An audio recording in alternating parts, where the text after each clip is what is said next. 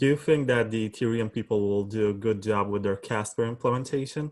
Because there seems to be a lot of rumors and a lot of talks about Vitalik's version or Vlad Zamfer's version, and they seem to have different philosophies. They might have reached at this point, when they saw all these Ethereum killers just take away some of their market share, they might have reached some sort of consensus, and maybe they want to speed up the implementation because it has been almost 2 years or more. I'm not sure. Well, yeah, I mean, they're on the bleeding edge of creating these new consensus protocols, and it seems like they're constantly rethinking the work that they've done, and so it's hard to believe that they have stumbled upon the optimal version of whatever this protocol should be, because it's still changing. I think just a few days ago they basically had a consensus failure of their test net, and that that in and of itself doesn't mean that the whole thing is flawed. It just means there's, at the very least, there's still some bugs that need to be worked out. And when it comes to building these type of networks, you can never be 100% sure that it's bug free. It more comes down to, well, the system has been running for this long and is securing this many million or billion dollars worth of assets and has not been successfully attacked. So it's one of those, we have to wait and see type deals before we can evaluate it better. So do you think that Ethereum will ultimately be its own killer, in the sense that you have EOS, you have Tezos, you have Neo, and I think I can name like 5 more, but I'm not going to do it. But do you think that Ethereum will overcome its issues and just get back its community and it's part of the market? I think that if and when they do deploy their proof of stake system, there are a lot of people who are holding on to their Ether because they want to stake it and they want to, basically, earn interest on those tokens that they've been holding on to, so that, that will create like a renewed sense of enthusiasm and whatnot.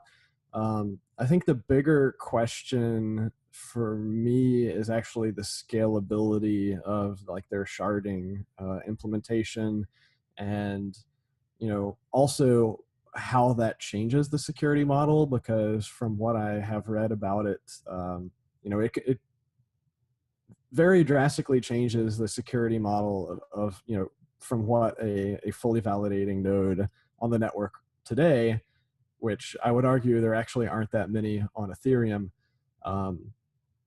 will eventually, become this sharded node that will only see a very tiny aspect of what's going on the network, and how that ends up like playing off of all the other shards, and whether or not there are consensus failures between the different shards and how that's all handled. Like, that's a big question mark, which is going to be very interesting to see how it plays out.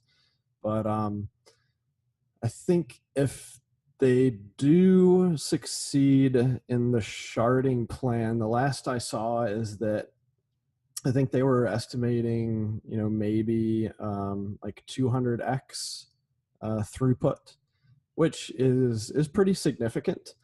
But you still come across this fundamental issue of doing all of these computations on the blockchain, even if it's a sharded blockchain. It's very difficult to foresee how you end up having this single world computer that is actually used at a mainstream level. Personally, I believe that like Ethereum will become adopted more as a protocol and as a virtual machine than necessarily the main Ethereum network. And we've already actually seen this happen. Like, there's a number of different like private and permissioned networks out there that are based on the Ethereum virtual machine. And there's even RSK, which is the Bitcoin sidechain that supports the Ethereum virtual machine. So I think Ethereum has shown there's very clear use case for having this type of more generic developer-friendly smart contract language. It's a bigger question in my mind as to how, like, what the final form of that actually being adopted and implemented is, and it may not be on the main Ethereum network. Do you think that Ethereum Classic has it right in its approach? Because they say they support immutability, they want to be what the original project wanted to be, but at the same time, they don't show any signs of increasing scalability, and they haven't had any issues just because they weren't challenged up to this point. But do you think that at some point in the future they will fail or maybe succeed in their attempt? They want to focus on Internet of Things and maybe have smaller applications, not necessarily something like CryptoKitties, which will freeze their blockchain. But at the same time, they're also permissionless. So anyone can deploy an application on their blockchain. So if anyone is malevolent, is that how you pronounce it? Malevolent. Malevolent. If anyone is malevolent, then they can just freeze their blockchain. I mean, I would say I probably align philosophically with the classic developers more, but I think they're also at a huge disadvantage simply because it's such a smaller group. They don't have the same manpower and skills basically dedicated to building out that network. So from that standpoint, I think it's going to be more challenging for them to try to be a serious contender in the space. That's very diplomatic of you. You didn't make any assumptions about the future of it, but you said it's going to be challenging. I can take that.